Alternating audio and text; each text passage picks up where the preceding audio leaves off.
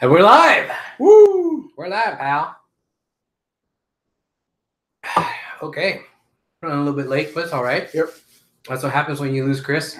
Stupid Chris. Stupid Chris. Stupid Chris. Stupid fucking Chris. Okay. All right. So, Up and at 'em. live from HWR headquarters. It's the 285th edition of Houston Wrestling Radio. This is Abel. This is Arnold. Thank you so much for tuning in today, guys. We very much appreciate it. If you are joining us live, thank you so much. You can play along with us. All you have to do is log into your YouTube or Google account, and then you could join us in the live chat. And I'll have it pulled up here on my old handy-dandy smartphone. And if I see your comment, I will try to incorporate the best I can in the show. So go in there, say hi, ask us questions, talk shit, fact check us, whatever. I'll try to get you in. So that being said, if you're not watching us live, that's okay. Catching us on the replay, that's cool too. Leave a comment down below. Don't forget to hit like and subscribe and turn on the notifications. That way you know when we go on next time. It's every Wednesday, 8 p.m. Central Standard Time. 8-ish. Yeah, 8-ish. We were a little late today. If you're, or you could also get a hold of us on Facebook, Facebook.radio, or on Twitter at HWrestling Radio, or on the Instagram, Houston Wrestling Radio. So, no Chris? No Chris. Oh, shit. Hey, watch out, man. You gotta turn down the volume on your phone. Turn up for what? Yes. Yeah, no Chris. No problem. No problem. We have a little bit of a Lucha house party, homemade guacamole. See? Yeah. Holy guacamole, one would say. Yes. Mission Blue Corn Organic tortilla chips because we're a bunch of hipsters. And because, see? Yes. What a week. It was kind of a weird week. Mm-hmm. A lot of weird. Well, it was in London, so it's always weird when they go to London. A lot of kind of cool shit. Kind of like the whole Raw after Mania feel. There's a lot of weird shit. Yeah. But man, the WWE did a pretty solid job editing because it was editing out the weird shit. Yeah, because it was taped like maybe a couple hours, not too long after, but a few hours before. Mm-hmm. So they had time to like edit something out. A couple of choices they made to not edit out Roman's boos, but to kind of like not quiet them down a little bit, but not edit them out. Do you think that's what happened? You think they quieted it down? Oh yeah. Okay. You could tell throughout the night. A couple of times the audio would be like, and it would like it would mess up. Okay. But we know all about that here at Houston Wrestling Radio. Oh yeah, that's on the reg. Audio fucking up. Mm-hmm. Michael, what's up, Michael? Michael Network. Michael Network. Oh, he says he's all in. Peyton Royce. Giggity. All in, man. Sold the fuck out. Yeah. 1/3 of us is going. 1/3 of us is going. Yeah. Chris got himself the tickets. Yeah. When is it? September or something? I don't know. He got tickets to All In. He's gonna go along with Scott the Scott, our friend Scott the Scott. Cool. I guess we'll hear about that whenever he decides that he wants to come back on the show. He said he's taking a break. Yeah. You're taking a break? He said it's not us, it's him. Yes. Yeah. Whatever. Yeah, so All In. I mean, I don't really know what else to say about that. I mean, I'm not really all that excited for it, I guess, because I'm not going. Maybe. But I don't know. You saw the stuff about like Punk and all that, and like honestly, that doesn't even excite me because I'm like, I've been teased so much with Punk. And when we saw Punk come back for UFC, it was and he's gonna have another fight in a couple weeks. So what the hell is he gonna do with this All In? I don't care. And like the Bullet Club stuff is cool, obviously, no matter if it's ROH in New Japan or whatever, or their own fucking show. I'm sure that's gonna be cool. But I don't know, man. I'm just not feeling it. I'm not feeling hype yet for it. Do I just need to wait? Yeah, you need to wait. They'll pan out the storylines by July. July and August, it'll be around that time. I think it'll be a little bit. If it's in September, it's after SummerSlam. If it's in August, it'll be around SummerSlam. I should really look that up before we start talking about it more. But I don't feel like doing it anymore. But No, I mean it should be some badass builds. It should be some really good matches. Everyone that's on it so far, it looks really interesting. So yeah, it'll be cool. And it's just like cool to see like Cody Rhodes in 2018 being able to do this. You know what I mean? Like it's a pretty big deal. 10,000 people. I saw that Meltzer said that last year TakeOver Chicago did 8,000 people on the All-State Arena. Really? Yeah, 8. And they're doing 10. And they're doing 10 and not the All-State Arena. Not even in Chicago. It's like fucking the Woodlands to Houston, I think. Or really? Like, yeah, I think it's like 30 or 40 minutes away from Chicago. I didn't know that. But still, dude, that's DIY as fuck, and then it got done. It's fucking cool. And yeah, so I mean, definitely congrats are in order for them, but that's what I was trying to say last year about like people saying, "Oh, Bullet Club and New Japan's taking over." It's not, dude. It's just a plethora of wrestling there is right now. That's more than anything. It's working individually, like working like not sabotaging each other. Like WWE hopefully isn't going to do all in like the competition, you know, nothing something stupid because the benefits of having, you don't get where people like Chris are burnt the fuck out from all the WWE-ness. Exactly, yeah.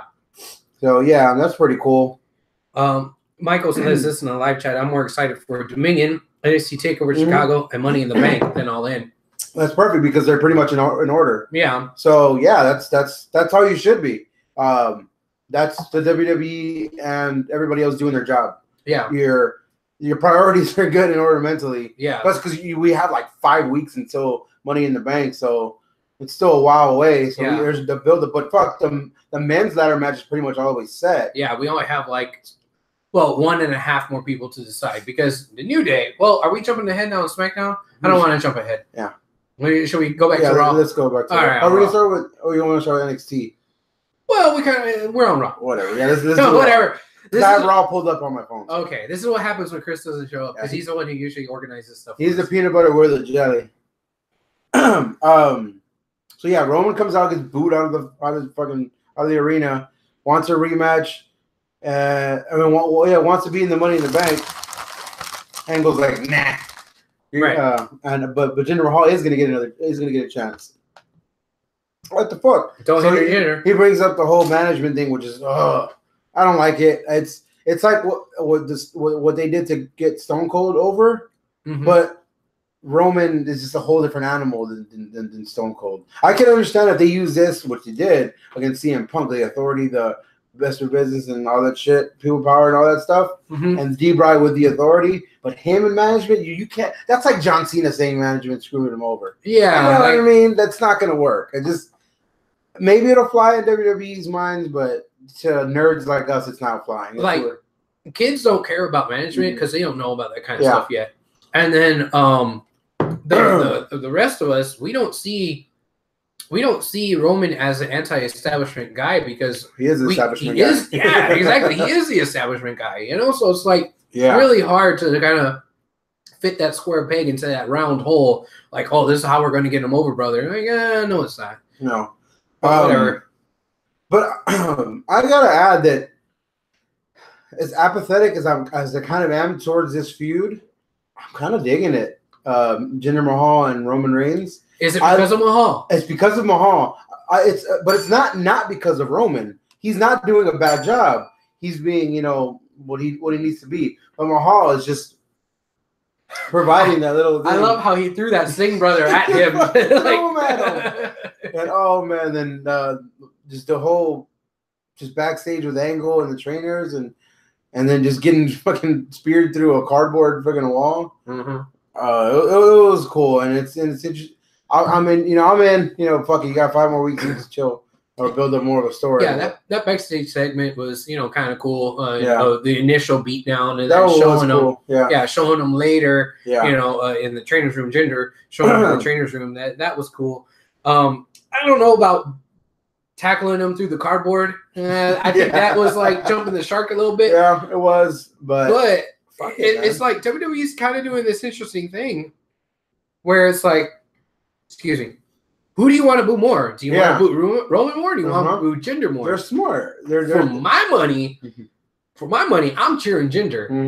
But I have personal reasons why. But that's just me. But I mean, I'd rather Jinder, than Roman. But then again, I try to be very, very, very, very hard to make sure, or be very careful to make sure that I'll tell you this much: the guy in a deli in Midtown Manhattan is going for Roman.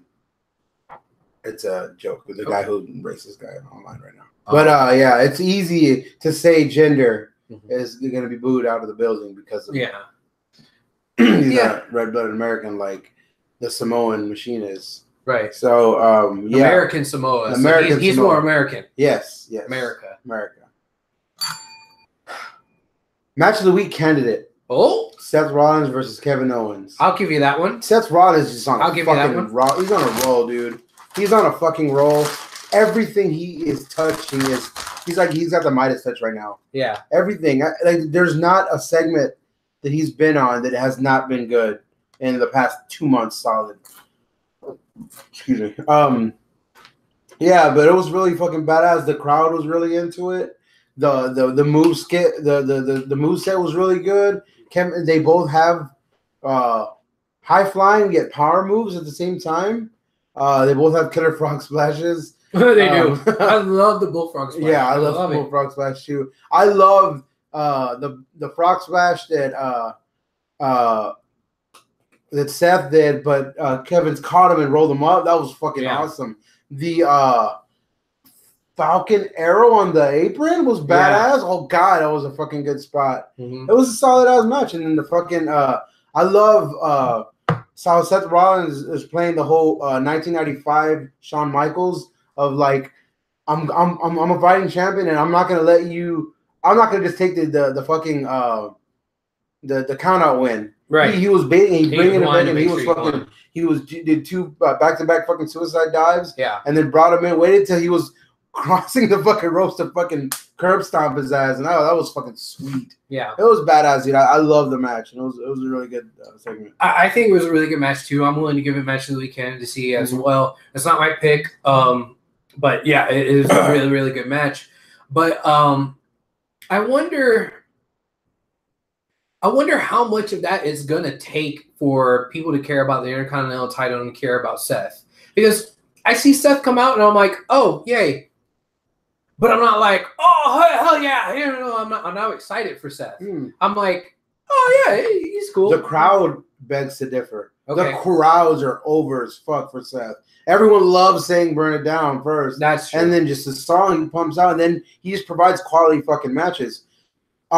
He doesn't have to talk that much on the mic, which is good. Yeah. When he's a heel, he's badass on the mic. When he's a face, he's not that good.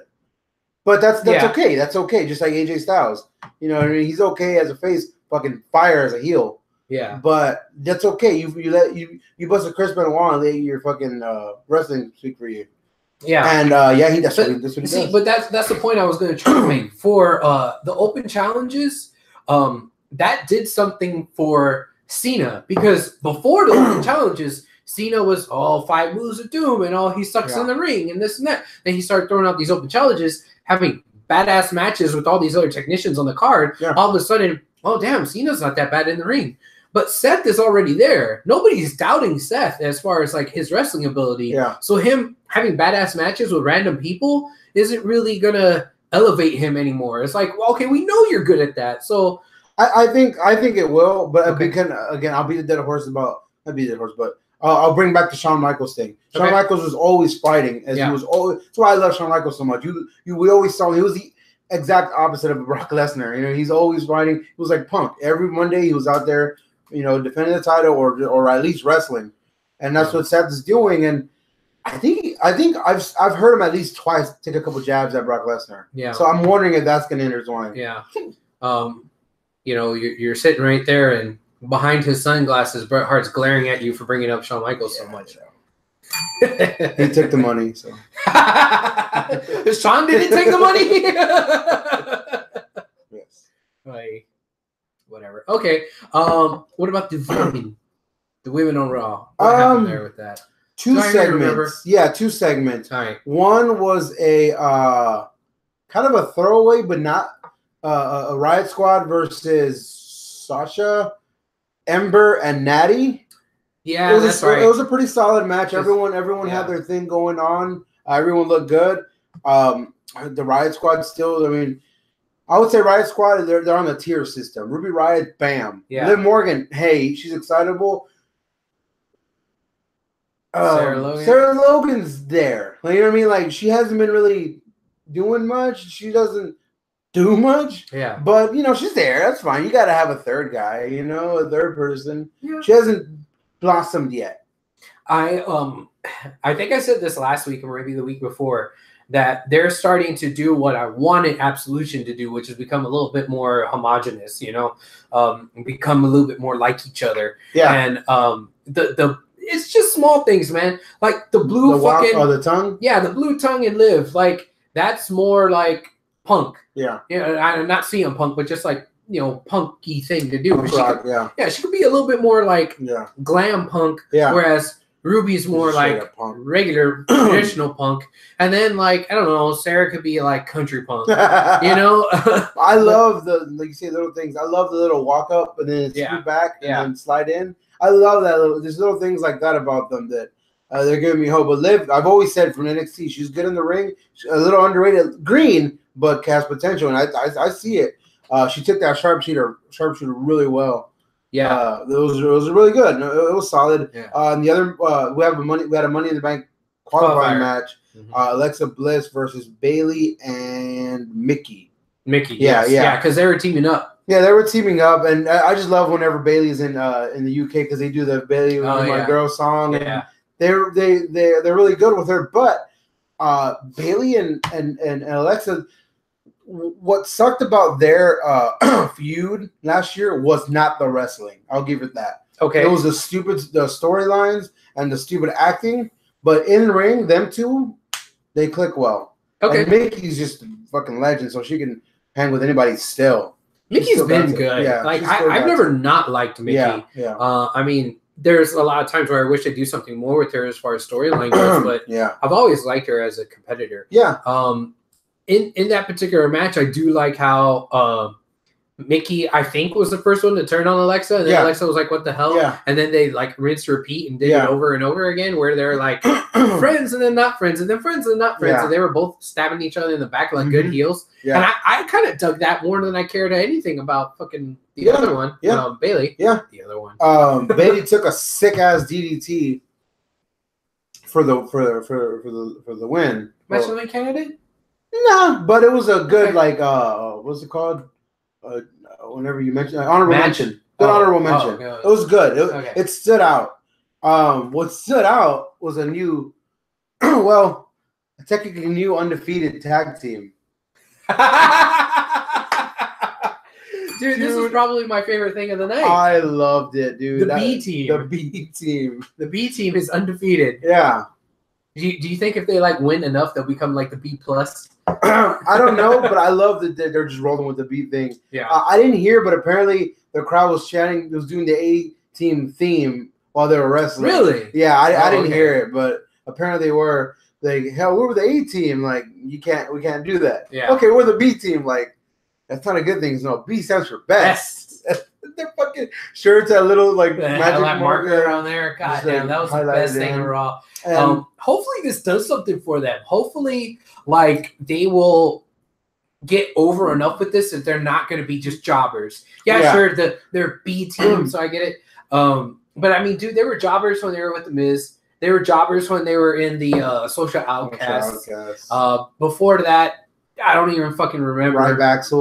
Oh yeah, Ryback. And then when he was teaming with Damian Sandow, and the Bo Leave stuff never got over in WWE and NXT. It was over over. Yeah. But man, I hope they get something that throws them a bone. Yeah. And it's kind of like I'm gonna say this. It's kind of like the Job Squad. Where the Job Squad were jobbers, but as the Job Squad, they were more than jobbers, even though they lost everything. I'm kind of hoping that that's what's going to happen, that they're going to get over enough, maybe like 3MB, where they're still jobbers. Or like Breezango. Yeah. They're jobbers, but they're adorable jobbers. Now, what stands out about the B team that didn't stand out with Breezango and didn't stand out with Job Squad was that these guys are actually good wrestlers. They're underrated wrestlers. Bo Dallas he has a really aggressive way of wrestling that I like. And Chris Hexum is his perfect son, so he knows how to fucking wrestle. The Rock picked him to train with whenever he came back, like 4 or 5, like 6 years ago, or whatever. He's been training like a lot of the legends and stuff backstage and all that. So he can perform well. I wish they'd get like a different finishing move. It's all right. It's like a double neck breaker or something like that. Yeah, I mean, you gotta have something. Yeah, you gotta have something. But yeah, like the possibilities are out there for that team. So that's cool. Tag team match that was kind of good but weird. Braun Strowman and Finn Balor. I am tired of Braun Strowman being in tag matches with randos. Yes. And I get it. Finn is more than just a rando. The way they coincided is they're both Money in the Bank competitors. Yeah, but so what? So what? I don't care. Like, the stuff with Nicholas was funny, and I approved of it. Everyone else didn't, but I approved of it. Since then? But then it was like, oh, Lashley for a couple of times. Okay, why? Then they dropped Lashley. It's like, okay, now you're in there with Finn. What the fuck? Why is he in the tag team division? Not competing for the tag team belt anymore because he won it and then gave it back. But still, like it doesn't make any sense. What the fuck are they doing with this guy? The problem is they're handicapped because of Brock. This dude should be the fucking one. He should be the champion.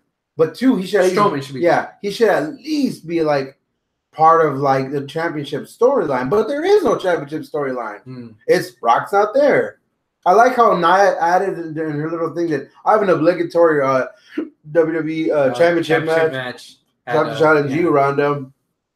Burying the lead there, but he did. Brock doesn't have one because his ironclad contract. Yeah, that was kind of. He's breaking Punk's streak in the way that Nikki Bella broke AJ's streak. It's kind of like, I'm gonna wrestle once every couple of months, so No, he's breaking Punk's streak the way how Punk had to have the little asterisk next to it by saying in the modern era. Because nobody's gonna touch Bruno Sammartino. Shit, man, like the way it's going, Brock might. Brock might like fucking wrestle once a year. Keep it for 8 years. The Undertaker of fucking he can do it. Just give him his own belt, the Brock belt. Is it like the Saudi Arabia belt? Oh my god! Okay, we were talking about Braun. Dude, there's a fucking trophy just fucking flipped over, and that wasn't his fault, man. That was McIntyre's fault. McIntyre, when he took the bump, he rolled back, and the back of his heel caught it, and it fell over. I hope he doesn't get heat for that because I hope WWE doesn't get heat for it. Because what if the Saudis are like, "Hey, we ain't got that for you. That was our thing that we did." Because I mean, come on, all other trophies always get destroyed or something, this and that. I think this time I didn't even see the trophy until it got knocked over. Yeah, but I think this time it was a total 100% accident. Oh yeah, for sure. Because they didn't acknowge it. Well, they showed the replay. Oh, they did. They did. Because at first, the announcers didn't even acknowledge that it happened. But yeah, I must say, I like Balor with Strowman. As much as I'll complain about it, it was cool whenever Strowman just picked up Balor and body slammed him on top of either Drew or Dolph. He's like, what the hell? Yeah. You're fine. Yeah, and then they both go, bruh. That was funny. I mean, I'm not mad at the fact that Finn did a good or bad job. No, Finn did a great job. It's just why are we doing this with him? So did McIntyre and Ziggler. I'm ready for them to get pushed. I'm glad that they switched the music on them instead of it being Drew's and then because they were then silence and Ziggler's music. Europe. Yeah, do it the other way around where it's like Ziggler's music first. I wish they hadn't changed McIntyre's song. It sucks now. Yeah, his own it never gets started. It's dum. Just that's it. Like that old one, the last one was sick. Michael in the live chat says, "Who could beat Brock Lesnar should be a good storyline built through Extreme Rules all the way to SummerSlam." Yeah, sure. I mean, coming up with a number one contender for a Universal title for fucking 6 months. Well, 6 months. Okay, 2 months. 2 months. 3. 2. Okay, 2. Because it's Money in the Bank, Extreme Rules, SummerSlam. Okay, 2 months. 2 months. So Money in the Bank, you focus on the Money in the Banks. Yeah. And then Extreme Rules, have some kind of weird match. Kind of like I don't know, some kind of weird ass match. Some sort of number one contender. Like you did last year, like with that gauntlet, whatever. Yeah. But Porsche says this. Lashley's eyebrows should be number one contender. All right. What? So Lashley yeah. had in the little sit-down interview the week previous with Yeah. Renee Young, Porsche pointed this out to me. He had like these thick, full eyebrows. Okay. And Porsche being, Porsche, where she knows like about makeup and shit, Yeah. and so is Randy and all that. They're like, those aren't real eyebrows. I've never even noticed him to have eyebrows. Exactly. If you go back and you watch him wrestling, Yeah. he doesn't have any fucking No eyebrows. But in that fucking interview, he had eyebrows. So I fucking painted on some eyebrows on that motherfucker just for that sit-down interview. Yeah. Well, Makeup. Sami Zayn said he was trying to be like him. Sami Zayn has some pretty pronounced eyebrows. Yeah. So he had the hat on. He had. What if he comes out with fucking dancing next week too, like Sami Zayn?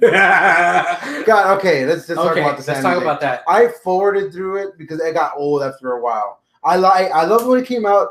I love that Sammy's just having fun. He is. He makes you happy.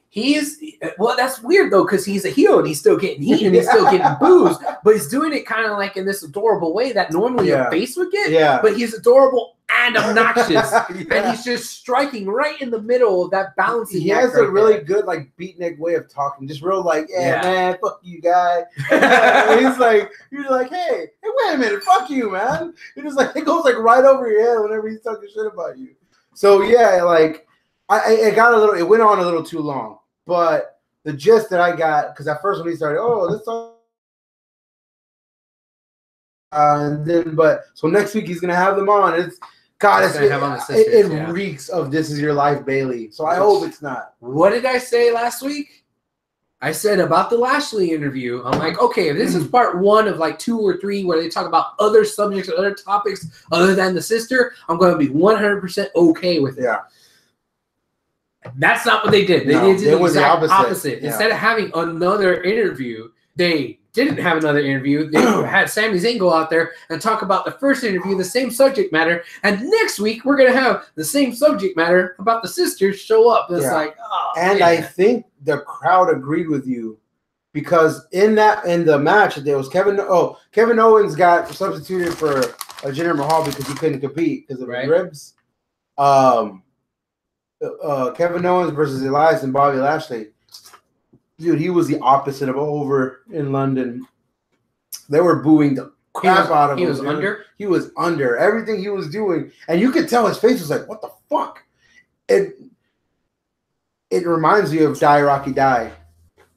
It reminds you of Rocky Maivia. It's so Die Rocky Die Lashley. Yeah, dude, it's Die Bobby Die. Die Bobby Die. It's perfect for a heel turn. But dude, he's so smiley. I know, but I don't watch TNA. I'm above that. But but one of y'all said that he was a good heel in TNA. He was very intense in TNA. Okay, so just give him that. Okay. Give him that or whatever. Do something. But dude, yeah, he can be a fucking dick. He can be, and you can have that as an excuse because dude, no one's buying this fucking. Hey guys, it doesn't work. It's almost in Apollo territory. Yeah. Almost. And he's too good happy for to that. be here. And he's too good for that, man. Yeah. So I want to see him succeed. But yeah, everything he was doing was good, but he was getting booed out of the fucking country. Porsche says, Sammy, I'm annoying. Gotta love me.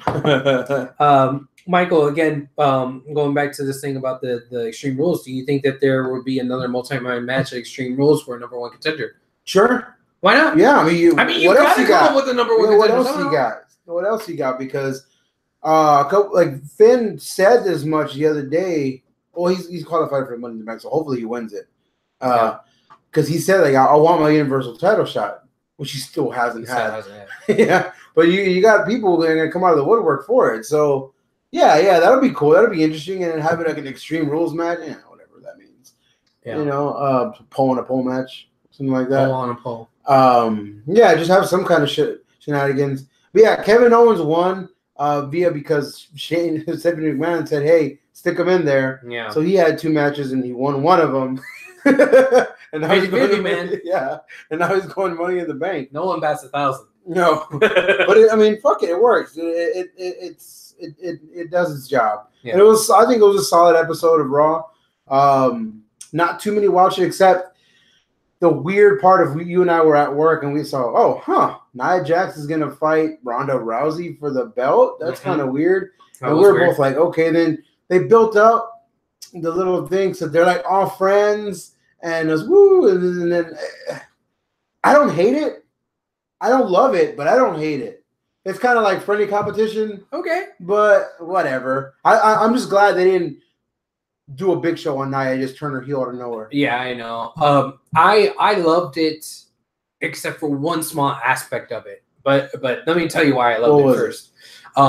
The reason why I loved it was because it was storyline taking place in a setting that's other than what you see on the telly, which makes sense.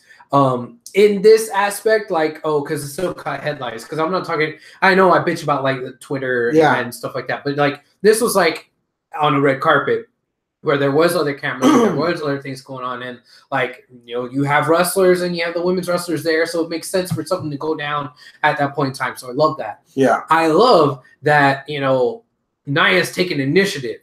I love that Ronda was like, dude, are you serious? Like, I'm not ready. I'm not there yet. I love that story where she's not getting thrust into the limelight because of her own self. Yeah. She's like reluctant about like, hey, hold on. The only part that I didn't like is before and after the, hey, we're buddies. Hey, I'm going to challenge you for the title.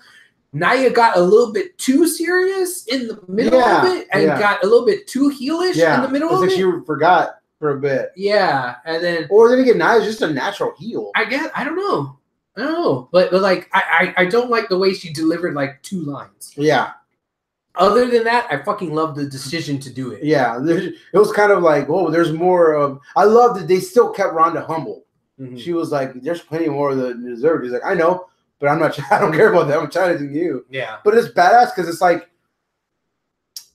it's kind of, I'll get to my SmackDown version of somebody who did this perfectly. It's like, now I just won the belt. It's like whenever you get sent to prison, first thing you go do is punch the shit out of the strongest guy you find to get respect.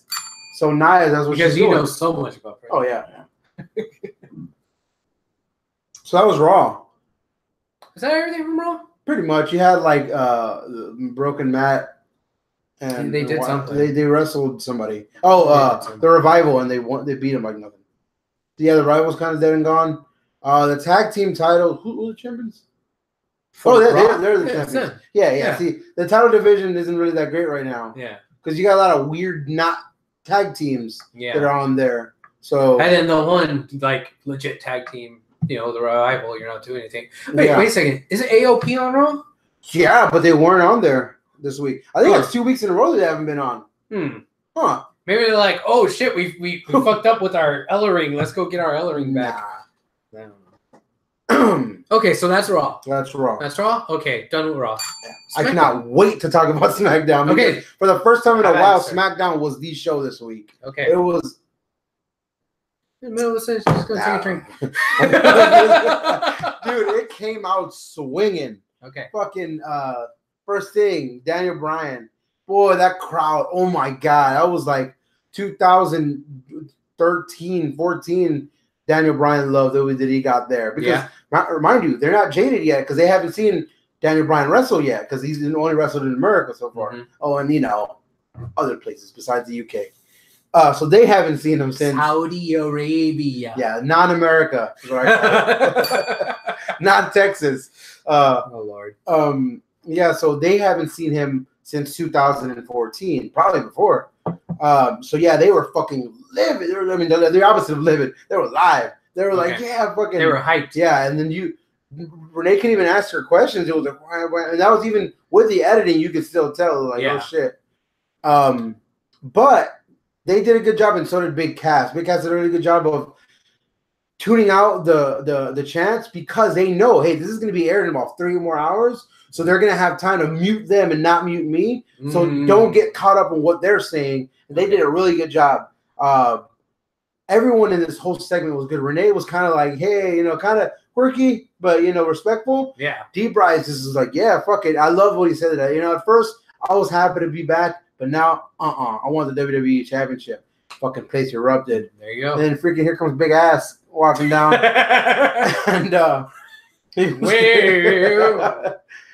was like saying, "Oh yeah, you lost because you're small. You lost because whenever it was my fault, you lost." Blah blah blah. And he was just talking shit. And he did what Kevin Owens did, and I loved. And what set off Shane McMahon last year. What was? Talk about his kids. You don't talk about their kids or their family. Yeah. He didn't talk about the kid, but he talked about her family. He talked about Brie. And you could tell, like, everything he was saying, Brie was like, okay. And then when he said, yeah, you know, you should stay at home and Brie should do this and that, it's like, that's it. That was it.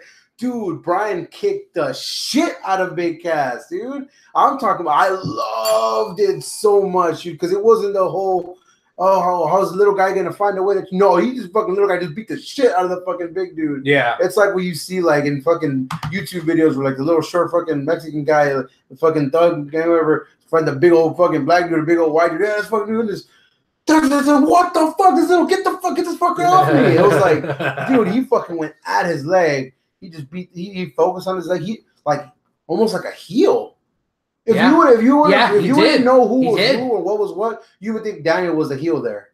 Okay. All he had to do was get his fucking necktie and choke him with it, and that'd be fucking vintage heel D-Bry out there. But yeah, that was fucking tight. He made him tap out with the like a heel lock. It was a really cool. Well, no, that was after the bell, wasn't it? The heel hook. Yeah, the heel hook. The heel hook was after the bell, wasn't it? It wasn't a match. Oh, that's right. He was beat the shit up, but he was like tapping. Yeah. Dude, I love that whole segment. Apparently, it was because there's been heat that Big Cass took his, had his way with the midget. Yeah, and he wasn't supposed to. He wasn't supposed to lay his hands so on him. That might be them getting out the way. Like, okay, here's your punishment. Now, next week, you're gonna beat the fuck out of Daniel Bryan again. I hope not, but whatever, man. For at least for this week, it was badass. It was really good. They fucking they set it off with that whole segment. Mm-hmm. I agree. Now, my segment that I want to talk about, I was really, really happy with. How I said about Nia Jax, but this is the male we call it. If you get somewhere, you look around, all right, fuck it. I'm gonna punch somebody in the face and give you my respect. Andrade Cien Almas came out, beat some random jobber, but Selena Vega came in and said, "Hey, we're here, and we're better than everybody." And I'm talking about everybody, anyone in that locker room. We're better than them. Like, boom, just straight calling it out. You have to back up those words. And Almas can in the ring, so you got to wonder what they're going to give him.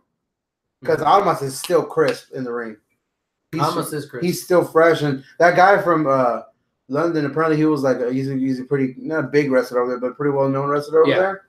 But yeah, fuck. I'm really, really happy with the way with Cien Almas' debut. Out of all the post-Raw debuts, right now he's kind of my favorite. Yeah, I have like the recency bias. Yeah. But everyone else kind of seemed random. His was built. Yeah. That's why I liked it. Maybe not Ember. Ember was random, but she had a good debut. Okay. But Sanity's turn. Yeah, we still haven't had Sanity show up yet. Yeah. This would have been perfect too because fucking half of them are from Europe.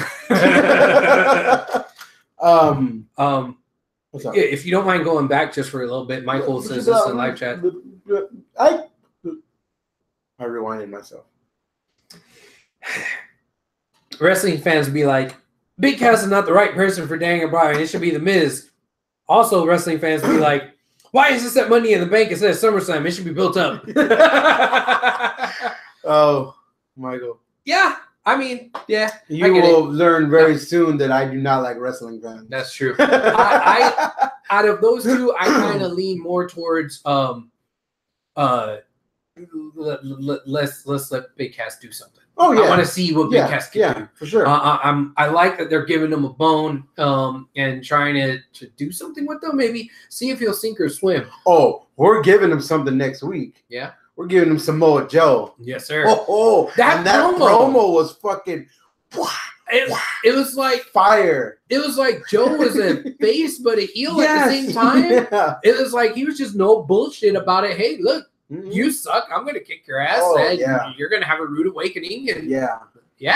he just fucking in annihilated the way him. Samoa Joe does. Yes. Yeah. He does everything just so like he doesn't try too hard to do anything. Yeah. And that's kind of like his vibe. That's Yeah. you know, Samoa Joe did this. It's like his That's Samoa racist, Joe, sir. yeah. Samoa Joe has this like calming way of like killing you. Like he's a perfect serial Well, killer. it's because of the way he does his promos. Yeah. And it's that when he gets violent, he gets violent. exactly because he has the calming way of killing you. It's because that's exactly how he speaks. Yeah. He'll be like, I'm gonna talk low like this, make sure you pay attention and show that I'm real calm. But then I'm gonna kill you, and I say things really loud because you don't know when it's gonna happen. No, you don't. Yeah, like oh man, like yeah. He I did. There was like an early '90s wrestler that did it. I just can't remember who. Jake the Snake. I Was it think. Jake the Snake? Because he would get really low. Yeah. I don't think he would ever get high. I don't think he would get that high though. No. No. So you know what?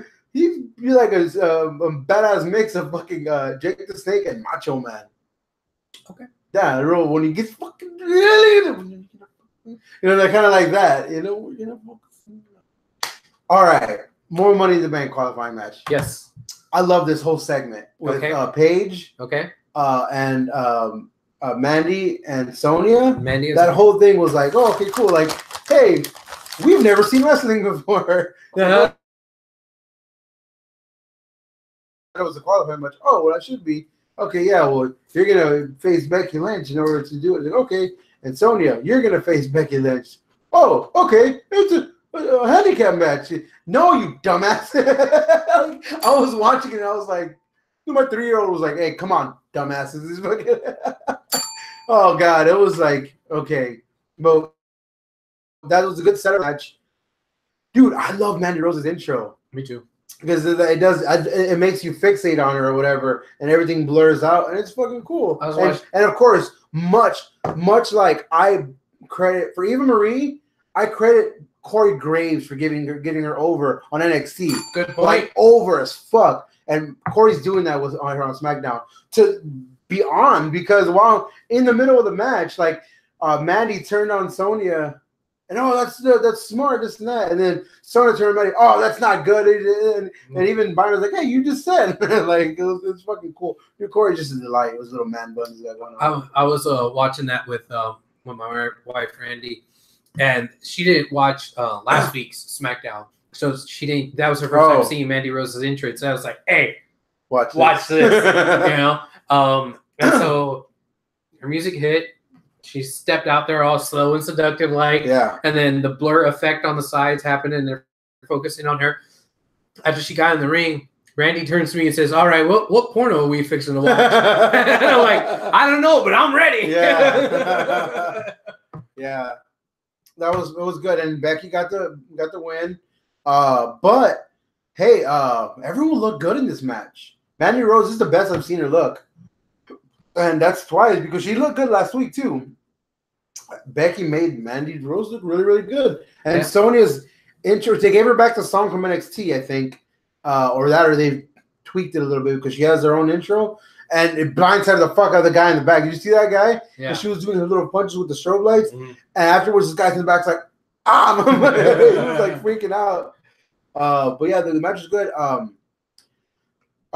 Mandy did that real move that I love of her is like that kind of like that underhook like whatever it is. I don't even know what it's called. I should remember. Yeah, it was cool. Yeah, it was really good. But Becky won with a disarmer, so she's in the Money in the Bank. She's one of like 2 people in the Money in the Bank. Oh, her, Alexa, and Ember and Charlotte.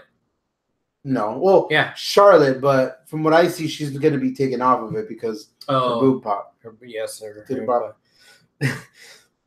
Portia's calling me out on my bullshit. She says, didn't you just say that you didn't like it when Nia was a little heelish while being a face? Yeah, it's okay for Samoa Joe. Good point. You're a hypocrite. Yeah, I'm a hypocrite. I mean, we could get into this, but So, next week, we're going to have another qualifying match for Money in the Bank for the women. Mm-hmm. And if this person gets in, we could potentially have a Mr. and Mrs. Money in the Bank. Yes. With Rusev Day. Yeah. Everyone would be holy crap. Oh, shit. Happy Rusev Day. Oh, happy Rusev Day, but also I didn't change my Rusev Day official calendar yet. Well, it's every day's Rusev Day, Yeah. so you don't have to worry about it. Well, no, it's still right. Yeah. Never mind. I did change it. Okay. Yeah. Need to mark off the dates. So yeah, that's gonna be good. But they're still kind of burying Aiden English there. Like, kind of, but not as bad as I thought. Oh no. I'm glad that they haven't. Yeah, I'm glad that they're like kind of all on the same page, all three of them, and it's not like how last week where she was like, "Hey, ditch the singing man." You know, I'm glad that they kind of dropped that, and hopefully that is squashed altogether. Yeah, maybe there's a little, like you're saying, maybe they're kind of downplaying it in English a bit. Yeah, but I'd rather see all three of them as a fucking trio. You know, just having fun. Yeah. That's all I gotta say. The Iconics did one of those selfie promos, but I loved it. Like I don't know if it's just me, but I see how a lot of people online don't like their promos. I love their promos. I think they're like spot on with the way they react, and they're really good at like vibing off each other. Like they know when to say and when not to say things. Carmella, the Melibration, vibing with each other. Yeah. The Melibration was a little underwhelming, but it was still funny. I kind of liked it. Yeah, it wasn't bad, but it was like I expected more. I expected more of like an extravagant thing. I love that Paige is like on the phone with Carmella, like, no, you can't have a horse and carriage intro. That was funny. That was pretty cool. And then, but I've already seen a bunch of bullshit online of saying no one's happy with who they're giving her to fight at Money in the Bank, which is Asuka. Yes. Because they're like, nerds will be like, oh, well, you have her beat Carmella, then you did that, you ended her streak for nothing. Or if you have her lose and you lost her streak for nothing. Well, what the fuck does it no matter what she's like a little fucking porcelain doll. You can't do anything with her. Yeah. Dude, fucking let her. The best thing they did was end that streak. Well, you know what? I agree there because I said this before Mania. I was like, you got to get that monkey off of creative's back. Like, oh, she has to win every time, so then she becomes predictable. Yeah. But what I was gonna say is, no matter who wins between Carmella and Asuka, I'm happy with the outcome. Yeah. Which is rare. Not super rare, but like it's not common. Yeah. Because if Carmella continues to win, she could. I mean, she's been great at being a heel and talking about, oh yeah, the one who beat Charlotte twice, and I beat Asuka clean. If she beats Asuka clean, holy crap, dude, the heat will be nuclear. Yeah, dude. Of course, if Asuka wins, yeah, good for Asuka. I'm glad Asuka, got a title. Yeah, I'm a fan. So whoever wins, I'm happy. Now there might be other people, like you said. I've seen them all over the interwebs today. Yeah. They're not happy, but I'm happy. It was good to me. Yeah. All right. Going back to Mr. and Mrs. Money in the Banks here, which I really do want that to happen. That'd be fucking awesome. That means Raw doesn't get shit. Ronda did what? Raw doesn't get shit for briefcases. Yeah, so. They'll be fine. Anyway, Michael says, I expect The Miz to become Mr. Money in the Bank. So, sorry, no Rusev Day or Balor Club. Okay. Yeah, that's fine. I'm okay with Whatever that. You give The Miz is fine. But we've already seen that before with The Miz. Yeah. Well, Cena won it like 5 times. No, you didn't. Twice? Yeah. Once? Yeah. Whatever. Edge won it like 6 times. Oh, he didn't win it 6 times. Punk won it 3 times. Yeah. Punk won it and cashed in successfully twice. Edge cashed in successfully twice, but he actually only won it in the Money in the Bank match once. That's right, because he beat Kennedy. For the other one. Yeah, stupid ass Kennedy. Yeah. All right. They had a hard-on for Carmella, and now it's flaccid. Wait, what are you talking about? Who did? WWE or WWE? I don't know. No, I don't think so. I don't know. I don't think whatever. Dude, what she's doing, I love it. I love what she's doing as a champion, dude. She's just like, yeah. I love her trolley heel. Stuff. Yeah. But so far, again, if she beats Asuka, I'm gonna even love it even more because that means she's backing it up. It's like you can't hate her because she's good. So hopefully they give her that momentum. It'll be interesting to see how, but we'll see. Mm-hmm. Okay. What else? My match of the week pick. I'm ready to ding. AJ Styles versus Shinsuke Nakamura. Dude. man, I love this match from bell to bell. From bell to bell, me and my daughter sat there and watched it just fucking like, she loves Nakamura. She's Nakamura. She says it kind of weird, but she's trying to say Nakamura. She's three. She's three. Yeah. But, dude, yeah, we just sat there and watched it. This many. Yes. This if you're German. Or Japanese. Dude, that match was fun. It was fucking delightful. It was like a condensed version of what I imagined the Wrestle Kingdom was, which is just like you know what I mean. Okay. Like, well, when I mean condensed, I mean like a little, condensed. Yeah, like a glimpse into what we saw. Because it sure as fuck was already better than the 3 matches before. It was better than the Mania match. It was conclusive, so it was better than the past 2 matches. Man, dude, it had a lot of good spots. I love Shinsuke as a heel, man. I love the way he wrestles as a heel. Yeah. Just kind of like taunting and just a lot of the cool shit that he does.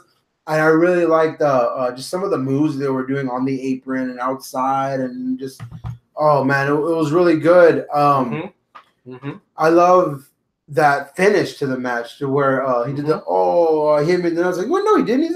I'm not going to, then boom, that flippy fucking sandwich suplex. Whatever the fuck that is, I don't know. I don't know why I said sandwich. The sandwich. Suplex. Yeah, the sandwich suplex. Right. That's what we'll call it from now. That's what we're calling the sandwich suplex. Yeah. And then the fucking Kinshasa and beat him clean, beat the champion. Yeah. He gets to pick the stipulation, which is hopefully freaking. They both wear iron cups or something. Yeah, I don't know. I enjoyed the match a whole lot. I think it was probably the best that they've had. I think that they improve every time that they're in the ring together. Yeah. However, what I don't like is the booking, like why we had this match. Yeah, that was random. Like whoever wins this gets to pick the stipulation at their other match that they're going to fight again. So like, what? But now, well, hold on. AJ won the first one and he won it clean. Right. So they are technically 1-1. I'm not, but you're entitled to your opinion. Yeah. It's cool. It's fine. What I would have rather had seen was AJ, you pick a guy to represent you. Shinsuke, you pick a guy to represent you. Them two fight. Whichever wins, either AJ or Shinsuke gets to pick the stipulation. Instead of having AJ and Shinsuke put their hands on each other again on free TV. Well, see, I'm the one who, since I was a kid, hated hearing that. And as an adult and as a podcaster now, really hate when I see that. Oh, why would you give such a good match away for free? One answer. Because, dude, just because it's a good match. It's like, oh, no, we save our good matches until pay-per-view. Okay, so that means you're saying these fucking shows are irrelevant. You gotta put – that's the thing. It's why I love Seth Rollins so much. Okay. Day in, day out, you're going to get a fucking good quality match. And fuck, we got one out of – I mean, I think we got one out of Nakamura and AJ Styles. And well, it's interesting to see what they're going to do because they both cut individual promos. AJ's was kind of wacky. He was like the face. He was facing it up. Yeah. Saying like all these, we'll have a pole and a pole match and this and that. And then Renee said, oh, we'll have this and that. I'm just like, that's just silly. Like it worked. And it was funny. And then Nakamura pretending again that he didn't know what Renee was talking about. But then he, Renee. And then he finally, it's like, okay. I'm going to kill AJ Styles. Yeah. Money in the Bank is expected to be a 4-hour pay-per-view. How many matches are there? That's according to Michael. Well, there's men's Money in the Bank, the women's Money in the Bank. Both of those matches I'd imagine to be fairly longer. They're not going to be, 10 minutes. Yeah. Imagine. And then you add on entrances. That's another 10 each. Yeah. So just in those 2 matches, that's already an hour.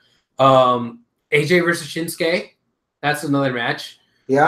That would probably be, I would want it to be 20, 30 minutes. And then what else? I mean, there's got to be like a 15-minute match to the girls. You got Ronda versus Nia. Yeah, Ronda versus Nia and Mela versus Asuka. Mela versus Asuka. All right. That's 5. Yeah. That's 5 already. Yeah. That's solid. Yeah, I think they could fill 4 hours. I mean, there's got to be 1 or 2 other matches in there that, a U.S. title match or an Intercontinental title, tag title matches. Yeah. Okay. What else from SmackDown?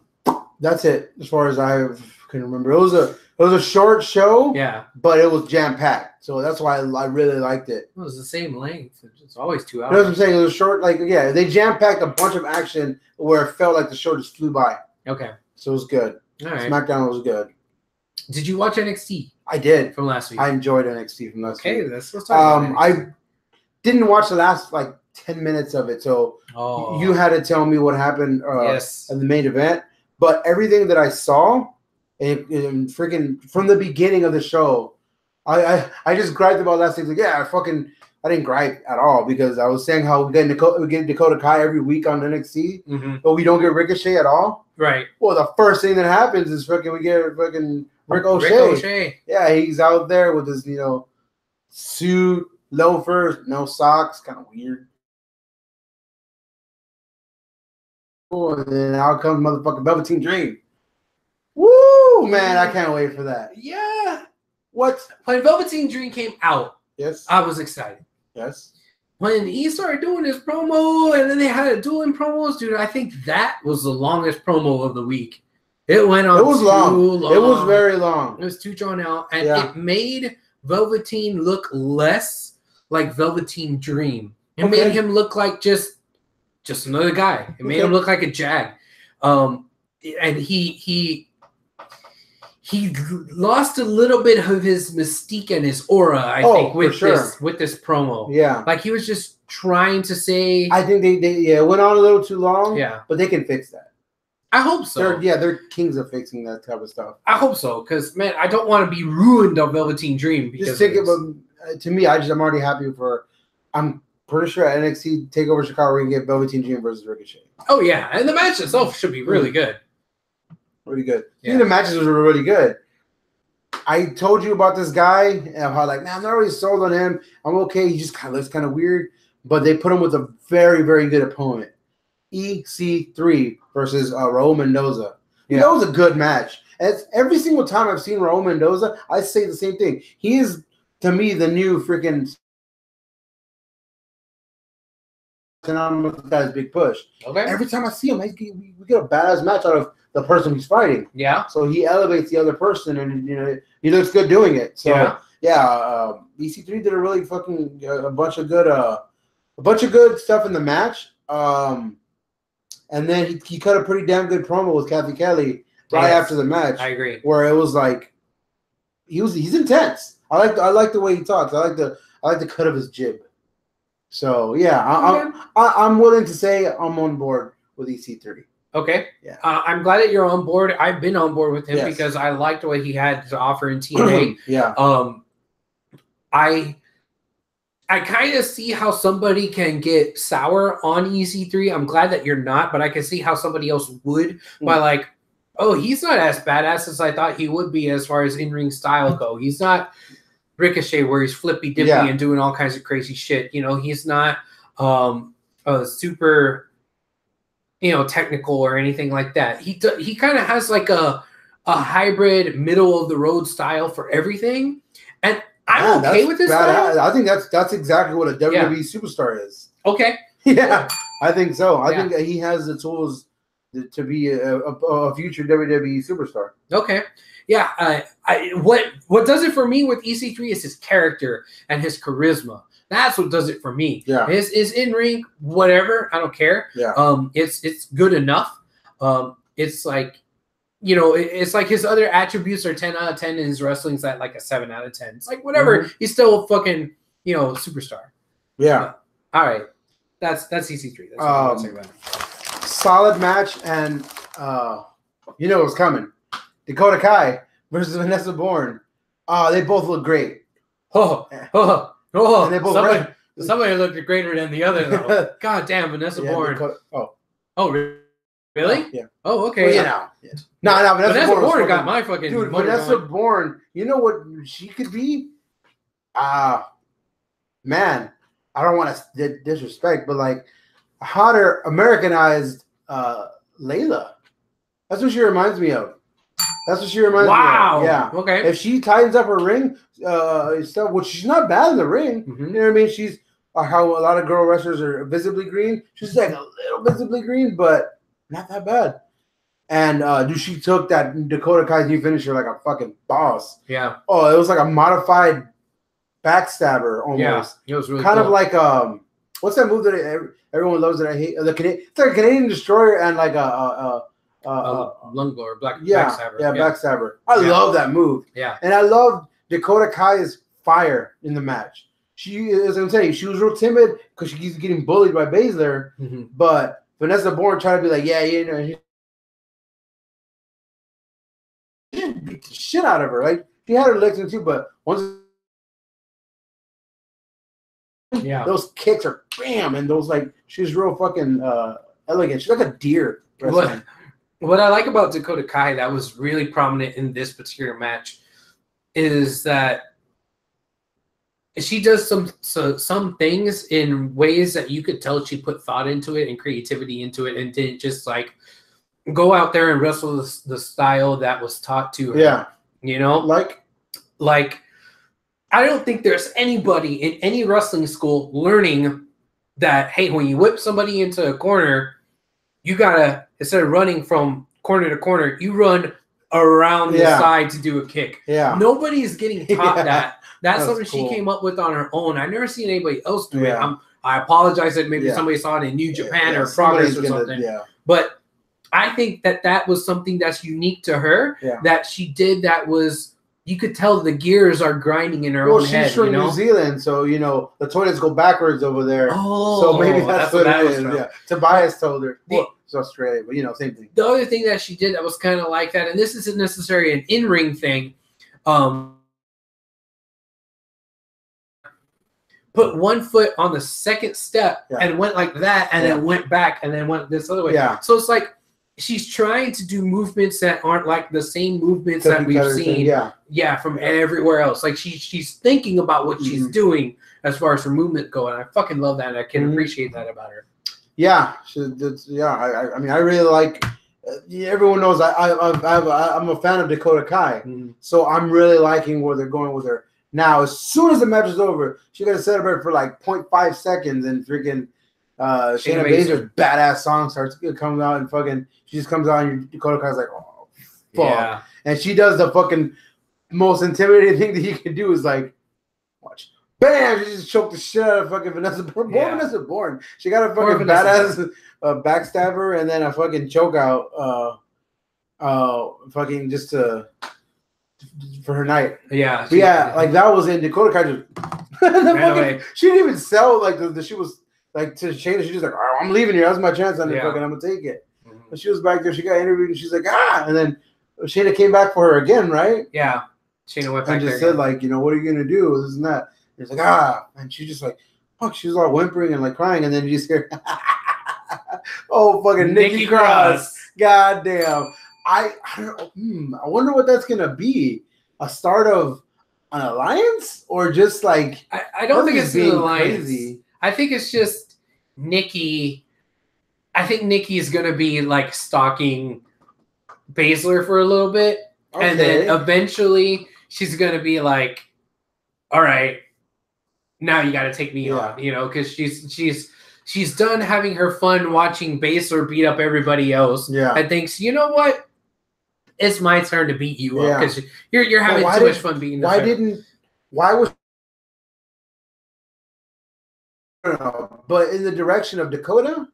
That's what I'm saying. That's why I don't know. That's why I think it might be like I'm protecting you. She's crazy. Yeah, because she's technically a face. She's technically crazy. Yeah, she wild. Mind you, I was at Access and I got to see them wrestle.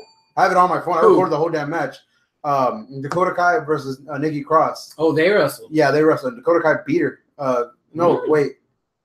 Yeah, Dakota Kai won. Oh, cool. So I can see what I see. They put on a good match. Yeah. So they can have a little whatever. But I don't know. I like that NXT always leaves you with, hey, what are they going to do? There's a lot of question marks. Yeah. What NXT didn't do for very long was have you questioning who's going to be the stronger big motherfuckers in the tag team division. The freaking Los Angeles War Raiders fucking taking out Las Vegas. Yes. Yeah. Las Vegas War Raiders took on freaking Chris Farley. Chris Farley, the Farley brothers. The Farley brothers, man. God. That was a match. That was just fucking heavy hitting. That was a really good match. I enjoyed it. Every time that I'm going to see Ray roll on my screen, I'm going to mark out a little bit. And I'm happy for them. I'm happy that that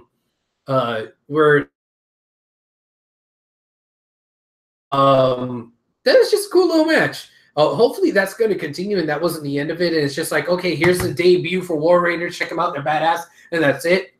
I want more gears there to turn, because I felt like while that match was really good, I'm not quite willing to give it match of the week. I may give it a match of the week candidate, but that's it. Because I feel like there's so much more that's left on the table that could be put on by both of those teams. And I want to see it at the next takeover or something. If they can continue this storyline where, okay, they have one win. Now we want stakes and weights to get another win. Maybe you have the third win there at takeover. Yeah. I'm all for everything that was going down with that. Robert, what's up? What Thank up? you for joining us. It's time to start meddling. It's halftime. Yeah. Well, no, he's saying he just actually watched tonight's NXT. He said it was really good too. Nice. Unless he is watching the Rockets game. Are you watching the Rockets game? No spoiler alert. No spoilers, but yeah. Yeah. So main event. Cassius Ohno. Tommaso Ciampa came out with his IRS theme. You guys a rip off of IRS there. Yeah. He does it. His theme is a shower of booze. Yes. I fucking love it. Oh God, it was, dude. The guy, there's this dude who stole the show. He was like, right when the corner, the people were walking up to the corner to the right. He was like, "Boo, boo, I hate you, boo." Yeah. He was like really into it. Yeah, and it was fucking awesome. But yeah, Tommaso Ciampa's gear is badass. Yeah, he looks like he should be taller. That's why it makes him look taller. You know what I mean? Okay. Like he almost looks like fucking Super Shredder. But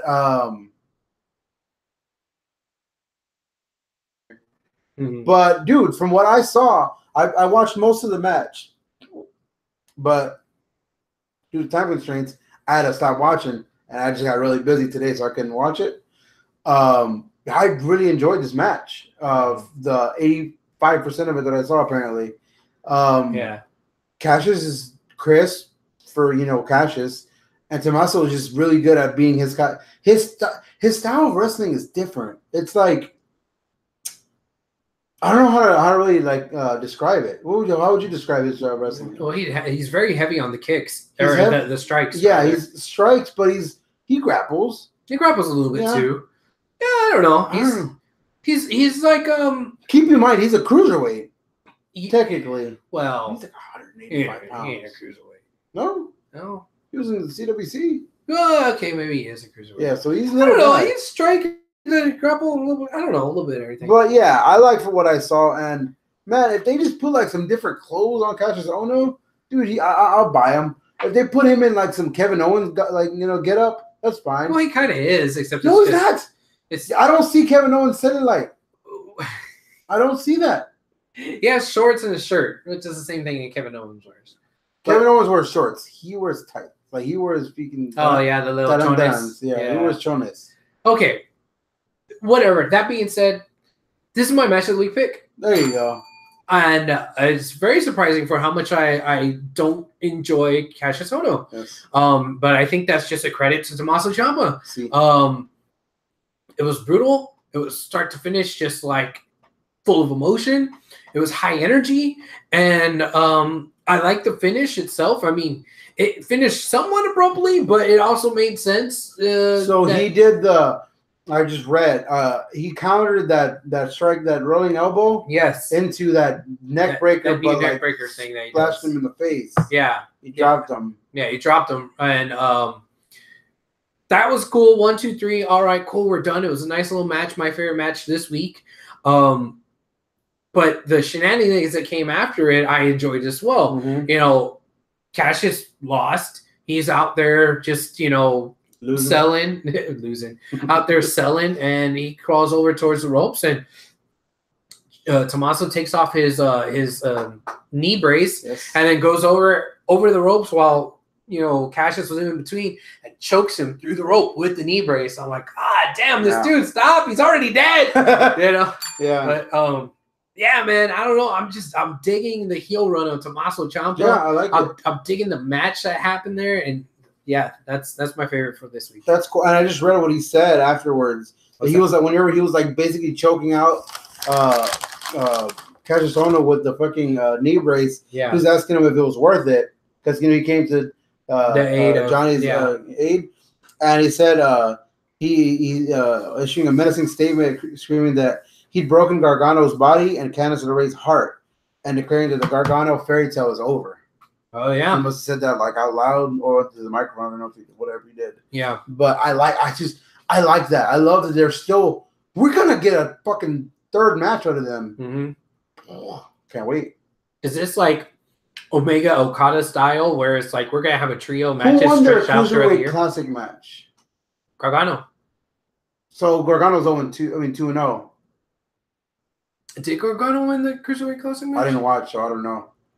Shit, now I'm not sure. Yeah, but I mean, either way, fuck. I mean, no matter who wins, it's cool because if Gargano wins, yay, it's the fucking he overcame all the fucking Blackheart shit. If Ciampa wins, and shit, he fucking dismantled him. And what's next? I don't know. So yeah, Tommaso Ciampa said at the end of 2017 that he's gonna be the biggest superstar in 2018. I remember him saying that. I think he even said wrestler, not even superstar. Yeah. So shit. I'm down. Yeah. I'm down. I'm down as fuck. Just give it to me, Yes. Yes, Daddy. Hi. Yeah. So I think tonight's NXT was the first of last week's tapings. So it should be kickstart a whole different cycle. Yeah, and this is like straight up to lead into NXT Chicago. Yeah, should be. Yeah. Cool. All right. So that's all the NXT. That's all the NXT. I did not watch 205 Live. Okay, I did watch 205 Live, and they did something interesting. What did they do? Drake Maverick cut a promo at the top of the show and said, "Hey, we're in London, so we're gonna have a lot of people from the UK here because hey, we're gonna have another UK tournament. So we're gonna have 205 Live guys, our cruiserweights versus some of the UK guys, and we're gonna have a 4-way match, and then we're gonna have a 6-man tag with different people in there." Shit, okay. Yeah, it was kind of cool. Who wrestled? The 4-way, which was the first match, was TJP, Kalisto, Tyler Bate, and this other guy. I think they said his name was Kenny Williams. And yeah, they had a good match. That could have been my match of the week pick. Yeah. I was like going back and forth between this and the NXT main event. Okay. But fuck, it was real good. The only reason why I didn't pick it was because there wasn't a whole lot of storyline going into or out of it. Yeah. Especially with the Kenny Williams guy, and the Kenny Williams did look like he was a little nervous and a little I don't want to say out of place, but a little nervous. Yeah. All right. He looked like he was a little nervous, okay. But he did well once he got his groove and got his stride going. And you put those guys in the fucking ring and, the other three all together, and they're going to fucking shine. And that's what happened. It was a really good 4-way. The 6-man match was Gulak and 2 other UK guys. I don't even remember their names. But they were pretty cool too. One guy is missing an ear. And, another guy is like his tag team partner or something. Missing a foot or something. Yeah. The other guy had 1 testicle. Yes. Versus Mustafa Ali? Mustafa Ali, Cedric Alexander, and oh, shit. I'm forgetting. Was Mark Andrews there? No. I figured he'd be there. It would make so much sense. Damn, I don't even remember who that other guy was, but it was a UK guy. Okay. I remember. It was a dude named Flash. Shit, what was his name? Funk? No. I don't remember, but it was Flash something. It was Flash something Weber or something like that. But he was an interesting character. He had a helmet. He had a helmet that he carried with him. He had a fucking jacket with the ascot and like stripes of his pants. Like he was like UK as fuck. Oh god, yeah. But whatever. that was kind of an all right match. Yeah. I like seeing. I did see that they released some of the names for the UK tournament. Now it's a UK tournament, UK Championship tournament. So the winner for the title? I don't know. I just saw that's what it's called, the UK Championship. So I'm guessing the winner takes on Pete Dunne. I would hope so. I hope not. Pete Dunne isn't defending his title in a tournament. Like that would be lame. But yeah, I guess whoever wins it gets to take on Pete Dunne. That'd be cool. But that both of those matches were pretty good. I think the 4-way was better than the 6-man tag. But in the 6-man tag, it was nice seeing Mustafa and Cedric Alexander wrestling side by side, and they even cut a promo earlier. Well, it wasn't really a promo. It was one of those backstage segments where they're not supposed to know a camera's there, but the camera's there, and where they're like strategizing, and then the dude with the helmet shows up and like, hey, all right, cool. I have to see this because I like your style. Stupid. Yeah, but it was all right. All right. Yeah. While we're on cruiserweight division, a bit of news came out this morning. Okay, news with a Z of a former cruiserweight champion. Oh, I think I know where you're going, sir. Who a lot of people owe an apology to. Oh, okay. A lot of people. Okay. To a certain extent, because whenever Enzo Amore got cleared of everything he was accused of. Well, they found that there was no proof. There's still in some processes, but they have basically ruled that there's no proof of it. So they're working on the other things about it. But yeah, he's done. The first thing I saw, I was like, I mean, it sounds like something he would do. Because he comes off like a fucking douche. The guy, Enzo, I mean, you can't be blamed for the way you present yourself. You know, tour bus, you know, strippers are always calling him out, saying he was fucking disrespectful, too handsy, blah, blah, blah. So it's like, you can imagine, like, damn, that sucks. And this girl went in very detail of the story, which sucks, dude, because it was in the middle of that whole Me Too campaign. So, man, dude, this is the first one. I mean, he's not even a big celebrity. I don't even think anybody, not that many people know who he is. Right. I didn't even see it on TMZ today, that tells you enough. That he was all over TMZ when he got accused of. Whenever he got recused of, he wasn't. Because having seen that personally done that being done to somebody before, dude, there's no. What do you mean? I've seen somebody get accused of something of that sort. Not that bad, but like somebody got accused of sexual assault. Falsely. Falsely, dude. No matter what, like, dude, once people have their minds made up of it. It's like when freaking Homer and whenever in The Simpsons, whenever he got accused of touching that girl's butt, but he was just reaching for the Mona Lisa fucking the gummy bear. It's like once people have that opinion of him, and Homer says it himself, but look, the guy, the menacing song on the TV, you gotta believe it. This after he got cleared, we're bringing. Dude, yeah, a lot of his shit is already burnt. You know what I mean? Yeah. Which is why last week he posted a picture of him. Basically, he threw his J's up on a power line saying, his he didn't say a word. He hasn't said a word yet. His agency, his lawyer, he said that he's going to move on to his next venture in entertainment. Right. Lord knows what that is. Who knows? He's probably going to release a rap CD. Dude, I mean, it just sucks, dude. That chick. I mean, granted, people were like, "Oh, then he should be allowed to come back." No, because he knew about it months before he got. According to the release, he found out the day of, but that's got to be bullshit because he found out that it was going like higher the day he got the day it broke the news or whatever. So I think he knew, he just didn't take it serious enough. But still, man, I don't know, man. That's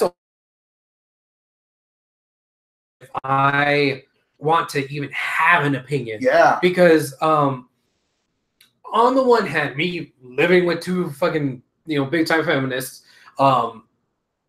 they will say that oftentimes the judicial system is sometimes broken. Oh, yeah. Because dude, I've watched every single episode of SVU. Yeah. I know. Yeah. So like you could accuse somebody and then no proof, and then no proof, then he's innocent. Yeah. But that doesn't mean he didn't do it. But so there's one thing I love besides wrestling and my family and football. And your bed and your mom. Yeah. And I'm sorry. Yeah. That's America. And what I love about America is you're innocent until proven guilty. True. And you should be that way. In a court of law, you're innocent until proven guilty. In a court of public opinion, not necessarily. Yeah. And that's what sucks. That's what sucks. And see, that's what I was trying to get at. Like, since she didn't have proof, that doesn't necessarily mean that it didn't happen, but it also doesn't necessarily mean that it did happen, because I don't know. This was discredit her, which, all right, Enzo's pretty easily discredited as well. Like, neither this chick nor Enzo seemed like they were both people that were on the up and up. Like you said it yourself, Enzo's a douche. He comes off as a douche. He comes off as a douche. He's smart. Yeah. If you see him talk, like, he's a well-educated guy. That's why his character comes off as a douche. But Eric Arndt, who is that his name is? Yeah. I don't know. But I don't know either, man.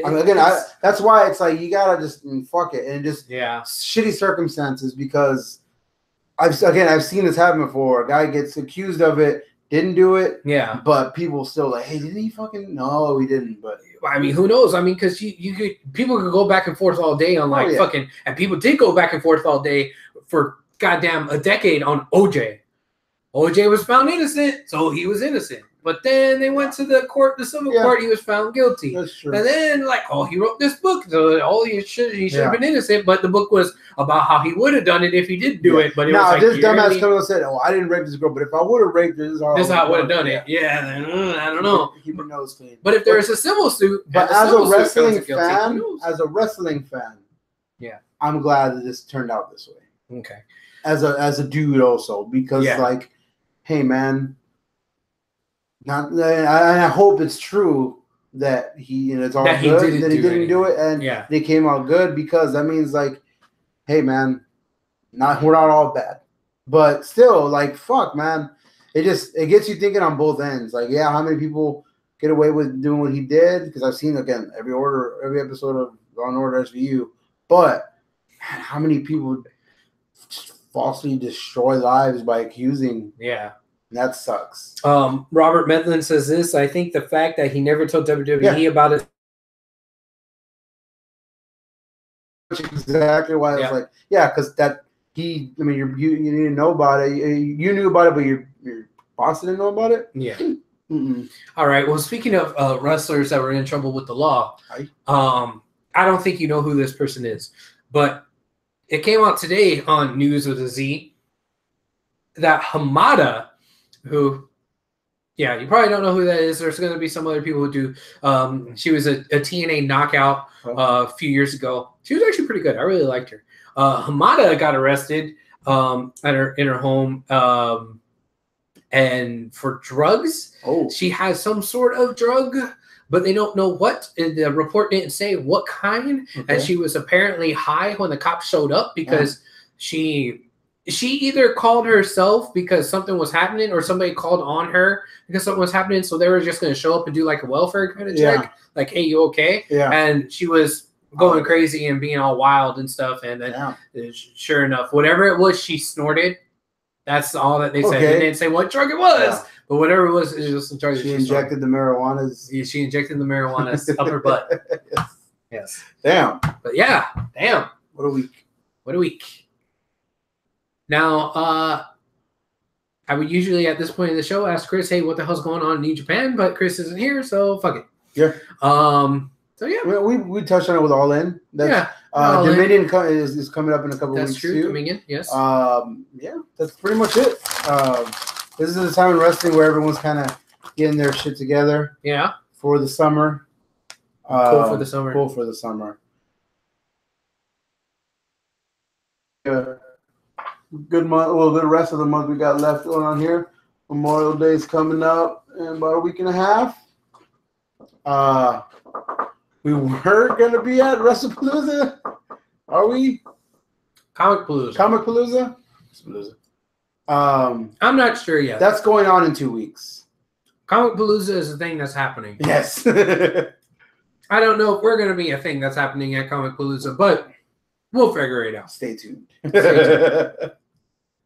Just because we're not there doesn't mean that you shouldn't go. Spider-Man's going to be there. If you go say hi to Robert Medlin. He's going to be there. Yes. And Chris, maybe.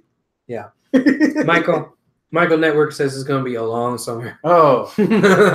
Yeah. Yeah. All right. Summer. That being said, adios, my friends. Keep it classy. Oh.